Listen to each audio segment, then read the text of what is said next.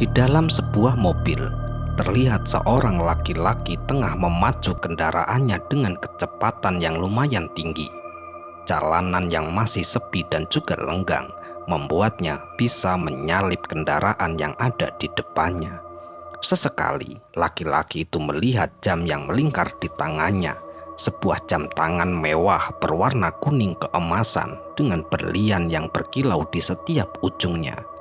Namun, wajahnya kini terlihat sangat pucat. Peluh bahkan kini membanjiri tubuhnya yang terlihat gemuk itu. Ya, laki-laki itu bernama Pak Pujo. Ia adalah salah satu ketua dari sebuah pabrik konveksi yang ada di daerah Jawa Timur. Pabrik yang awalnya hanyalah pabrik kecil, hanya dalam waktu 2 tahun, pabrik itu disulap menjadi pabrik yang besar dengan produksi yang berkali-kali lipat dari sebelumnya. Bukan tanpa sebab, di balik kesuksesan pabrik itu ada sosok Pak Pujo yang ikut membesarkan. Entah mengapa, dia selalu saja berhasil membujuk para klien agar mau bekerja sama dengan pabrik tempat ia bekerja. Dan semua itu merupakan sebuah pencapaian Pak Pujo yang sangat cemerlang.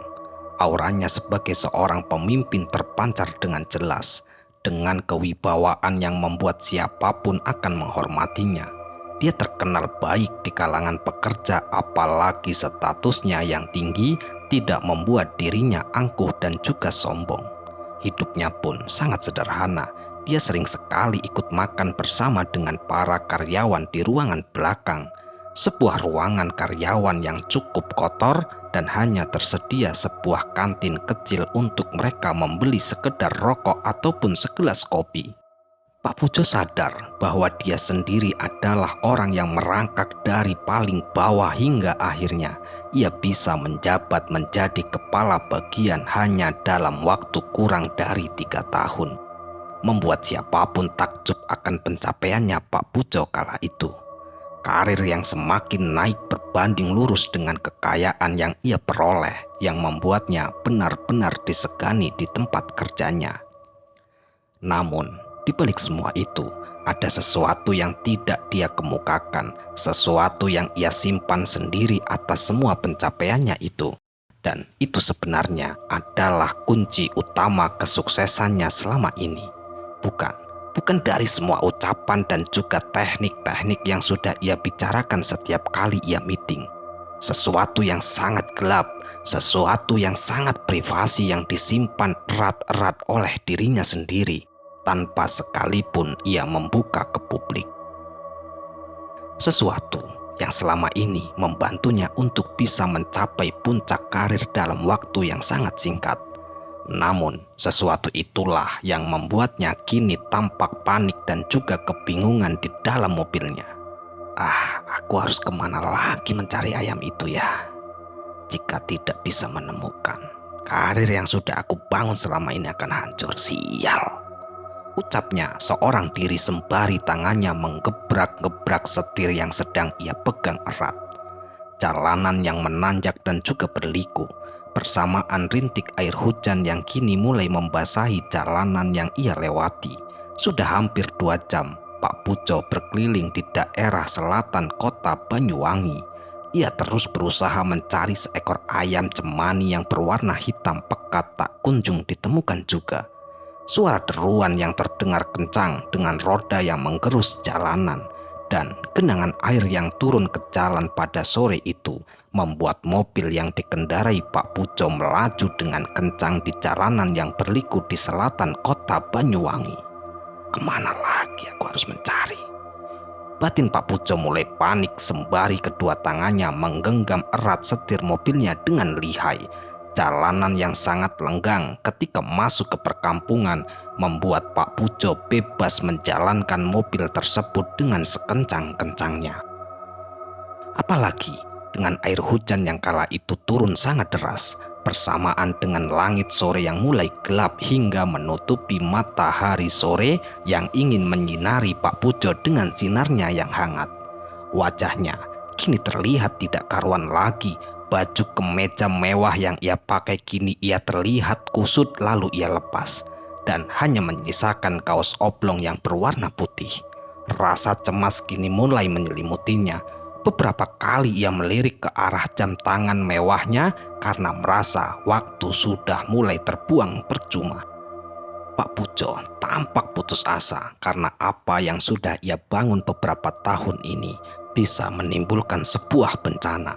Mengingat masih ada sesuatu yang belum ia penuhi sebagai syarat yang harus ia berikan di tahun ini. Dan apabila itu gagal, ia khawatir jika semua yang sudah ia bangun akan sirna seketika. Dan kala itu Pak Pujo akan kembali menjadi orang biasa tanpa keistimewaan yang seperti ia rasakan saat ini. Waktu pun terus berlalu, awan mendung yang memuntahkan air hujan yang turun dengan sangat deras tampaknya tidak berhenti hingga malam tiba. Pikirannya masih belum bisa tenang, dia masih terus memikirkan perkara ayam hitam yang harus ia cari yang hingga saat ini belum bisa ia temukan. Hujan yang membasahi selatan kota Banyuwangi membuat usahanya mencari ayam itu semakin terhambat. Karena di waktu hujan seperti ini, bisa saja para penjual ayam akan pulang lebih cepat dan akan kembali berdagang di keesokan paginya ketika cuaca mulai cerah. Suara petir menyambar bersamaan dengan langit yang kini mulai gelap, menandakan bahwa malam menemani mereka di tempat itu.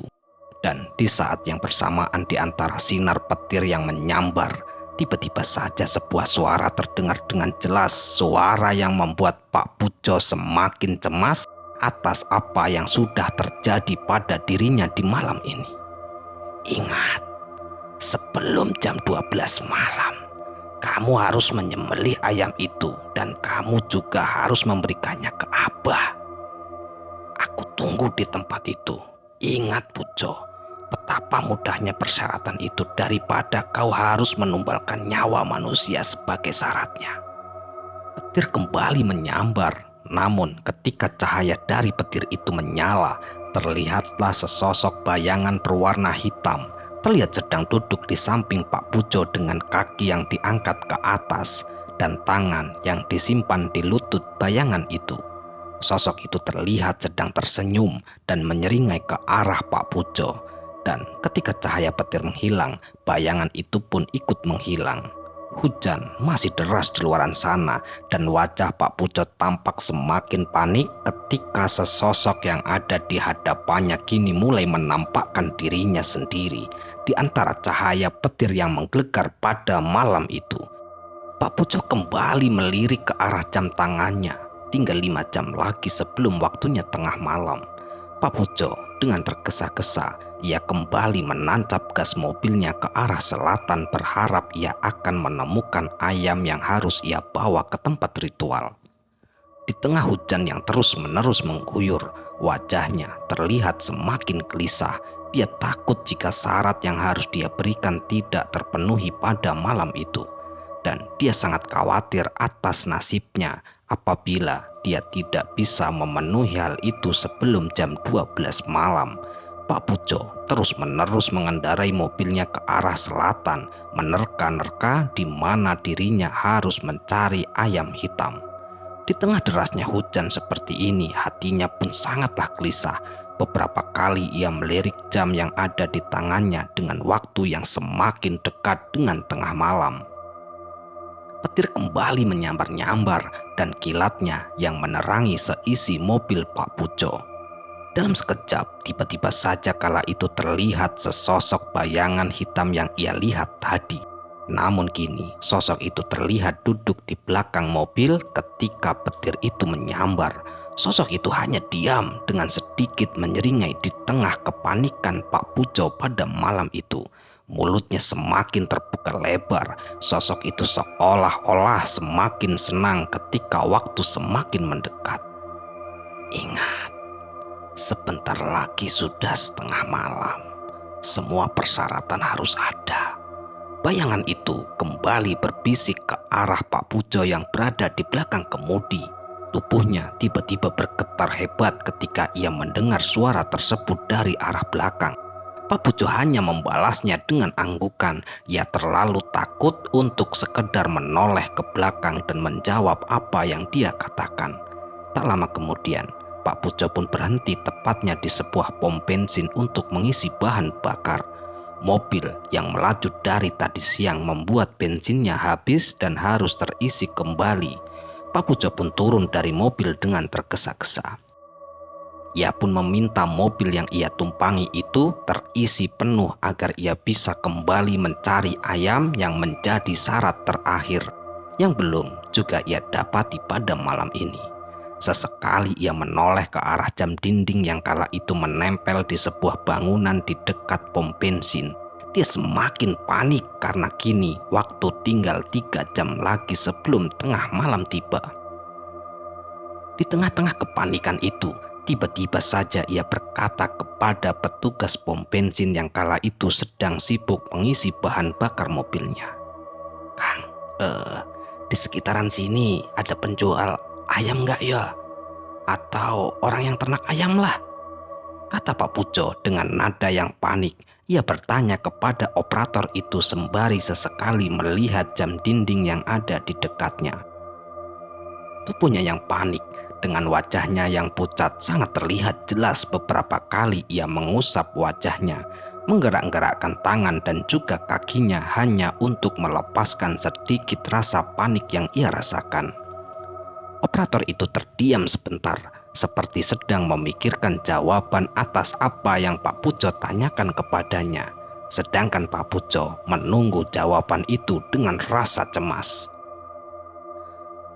Ada Pak, ada peternakan ayam. Itu di kampung belakang dekat pom sini. Bapak nanti tinggal masuk saja ke gang yang ada di sebelah pom. Nah, nanti tembusnya ke sawah sekitar 200 meter lah. Nanti ada sebuah kampung kecil. Nah, di sana Bapak tanyakan saja rumah Mang Karmin sama Mang Cipto. Mereka berdua itu punya kandang ayam di rumahnya, jawab operator itu sambil mencabut selang lalu menempelkan di mesinnya. Setelah Pak Pujo mendengar jawaban tersebut, Pak Pujo pun seperti sedikit lega. Dia sedikit menghela napas dan berterima kasih kepada operator itu. Bahkan ia pun memberikan uang tips dan beberapa lembar uang atas informasi yang sudah ia dapat. Tak butuh waktu lama, ia pun kembali masuk ke dalam mobil, menyalakan kembali mesin lalu memarkirkannya di dekat pom bensin itu. Dia pun turun dari sebuah gang kecil yang kala itu nampak becek akibat hujan yang masih saja mengguyur pada malam itu. Pak Pujo nampaknya sudah tidak peduli lagi dengan tubuhnya yang sudah basah kuyup. Ia berlari masuk ke dalam gang itu dan berharap menemukan apa yang sudah ia cari. Rasa takut akan persyaratan yang tidak terpenuhi lebih menakutkan daripada sakit akibat hujan yang terus-menerus turun tanpa henti. Air yang menggenang di sepanjang jalan kini mulai membasahi sepatu Pak Pujo. Ya, dia pun terlihat basah kuyup.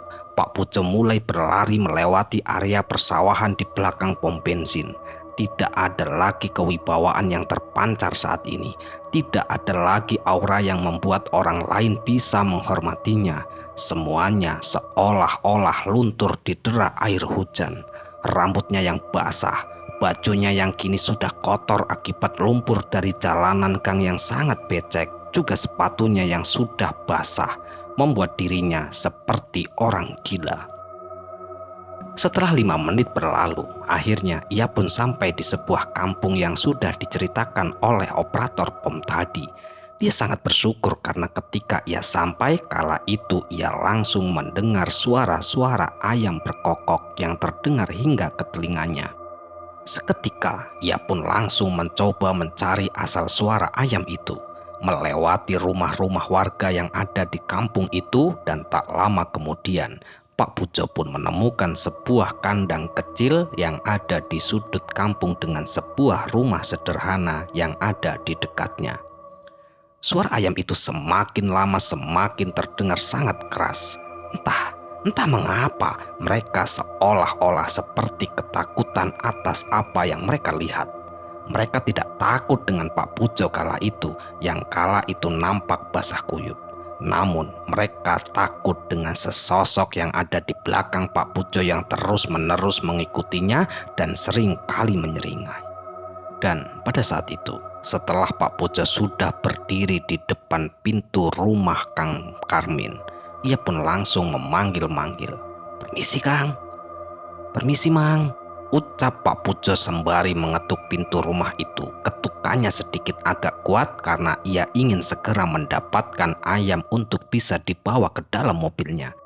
Tak lama kemudian, terdengarlah sebuah suara dari dalam, seseorang yang berjalan ke arah pintu dengan langkah pelan. Kemudian membuka kunci rumah, membuka pintunya, lalu menyambut Pak Pujo dengan sedikit senyuman.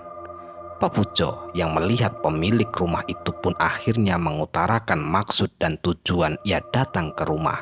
Ia pun mulai bertanya tentang ayam-ayam yang ada di dalam kandang. Ayam berwarna hitam pekat untuk ia beli pada malam itu dengan harga yang tinggi. Mang Karmin yang kala itu mendengar hal itu awalnya heran karena melihat Pak Pujo yang kondisinya basah kuyup, bahkan ia menolak untuk masuk ke dalam rumah karena memang sudah terburu-buru. Namun setelah melihat seluruh ayam-ayamnya yang terus-terusan saja bersuara tanpa henti seperti ketakutan, Mang Karmin pun seperti mengetahui atas apa yang dilakukan Pak Pujo pada malam itu. Mang Karmin di sini sedikit terdiam. Ia mencoba mengingat-ingat apakah ada warna ayam yang berwarna hitam pekat.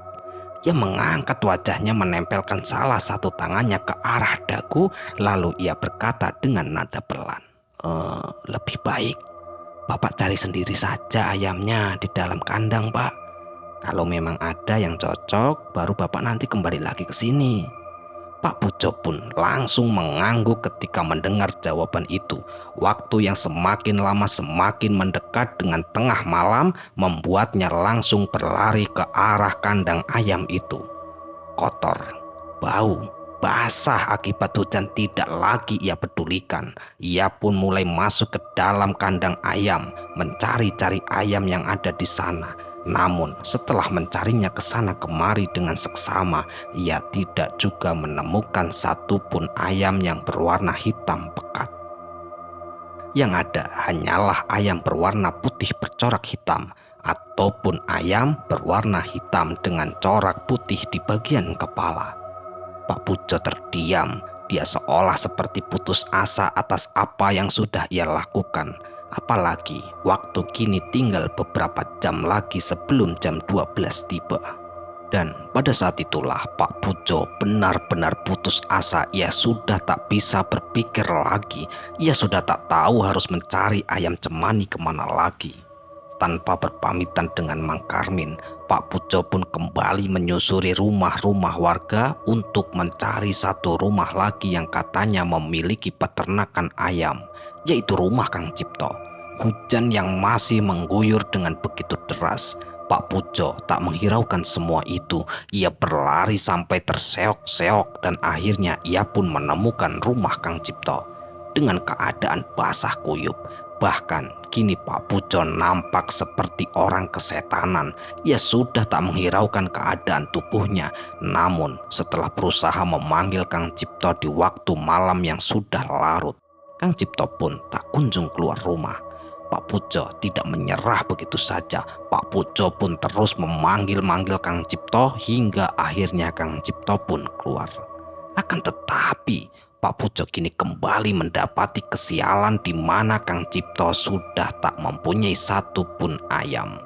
Karena tadi pagi ia sudah menjualnya ke pasar, bahkan sebenarnya Kang Cipto memiliki ayam cemani. Akan tetapi sore itu seseorang telah membeli ayam itu dengan harga yang lumayan tinggi.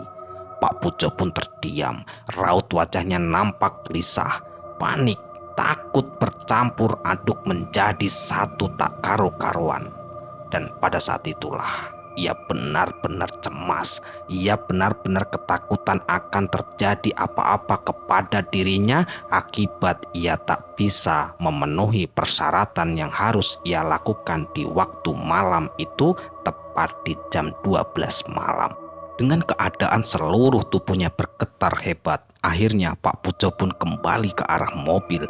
Ia kembali berlari sekencang-kencangnya melewati jalanan yang becek, bahkan ia pun sampai terjungkal-jungkal akibat tersandung.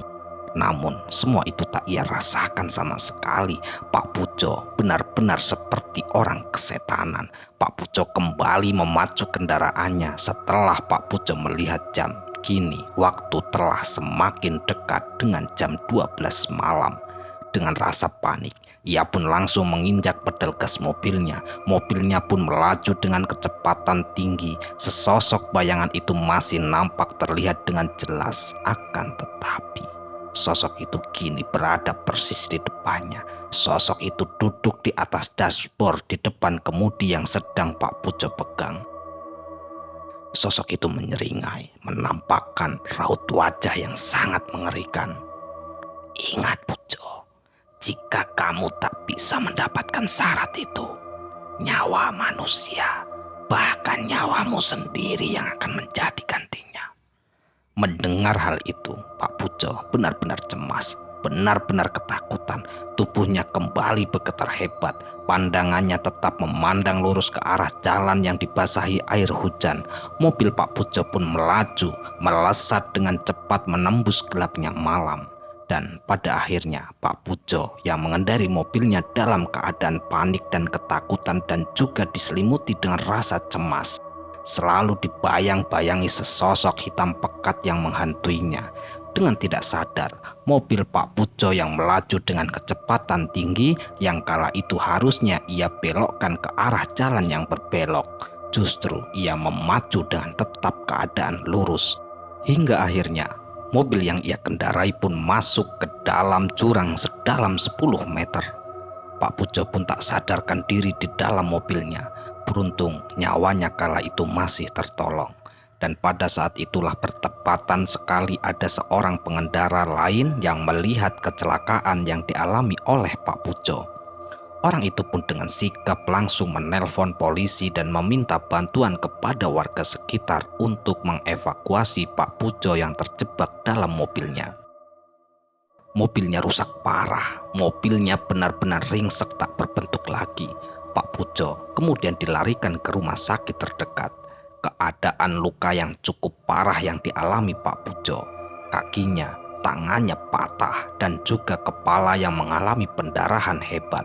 Bahkan tak hanya itu luka yang diderita Pak Pujo, sebuah luka di bagian dada yang membuat Pak Pujo benar-benar berat untuk bertahan hidup. Selama di rumah sakit, mata Pak Pujo selalu melotot seakan-akan ia sedang melihat sesosok mengerikan di depannya.